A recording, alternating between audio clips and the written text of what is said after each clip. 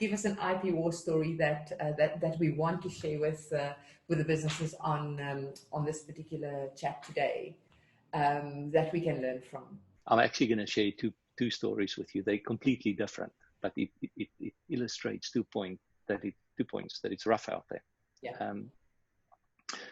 It's not such a common thing in the South African environment, but it's starting to slowly rear its ugly face.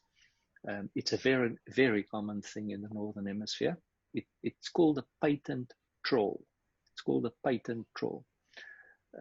Technically what happens is the very big hedge funds spend money to buy patents. Right. Patents that have never been properly commercialized. So they just go and they buy the stuff, and now they sit on a bookshelf full of patents. And what they do is they sit and watch businesses. And if the business then does something which they believe infringes on a patent that the hedge fund has bought, they've got a team of attorneys to go and attack you.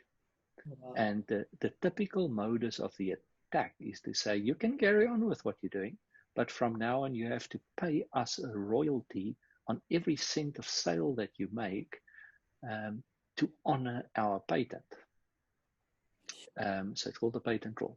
And you all know that, maybe some of you are aware of the one particular company that we sold a couple of years ago. It was called AutoTalk, and we sold AutoTalk to an international business. And throughout the journey of AutoTalk, for probably 4 years of the journey of AutoTalk, we were fighting with patent trolls about these stupid emails you get 10 o'clock at night of saying something.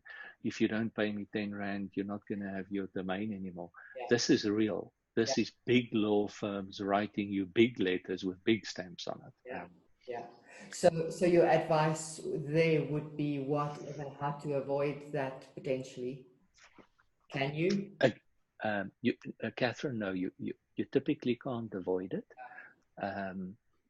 Unless your intellectual property strategy in the beginning includes people looking around to make sure that there are no other patents that cover it, number one. And number two, the good thing is when that starts to happen to you, Catherine, it means that you have become big enough to be on the radar of somebody, that there's a reason to care.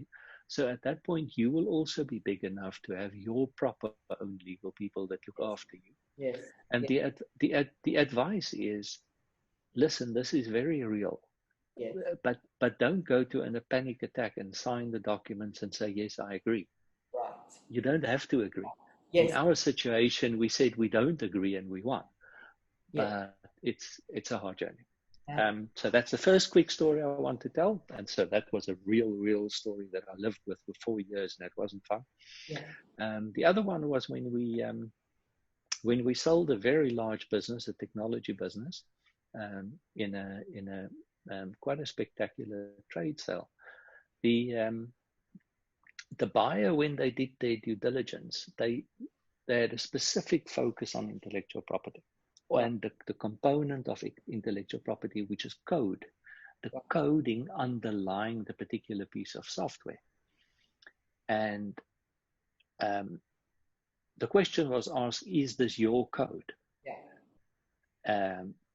The answer to that is then a due diligence on the employment contracts that I talked about earlier.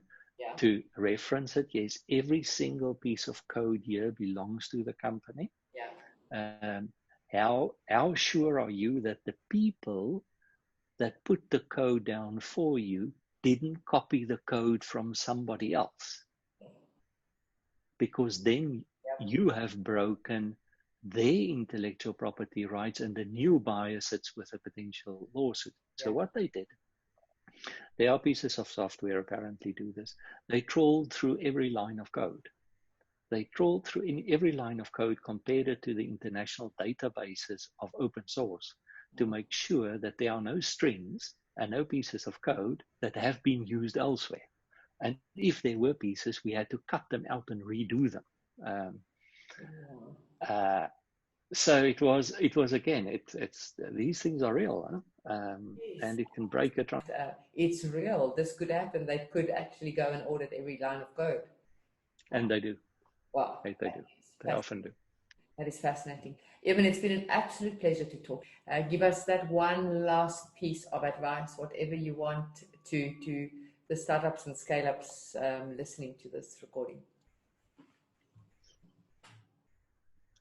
The one single biggest thing in my life that I believe in, and I really, it's the power of positive thinking. And I know it sounds lame, but if your mindset is not that I can do this every day, I can do this, you probably won't be able to do it. You need to find your own way as an entrepreneur, as a business leader, to objectively say to yourself, this is hard, this is very hard, but I can. This will be a success. I will make this work.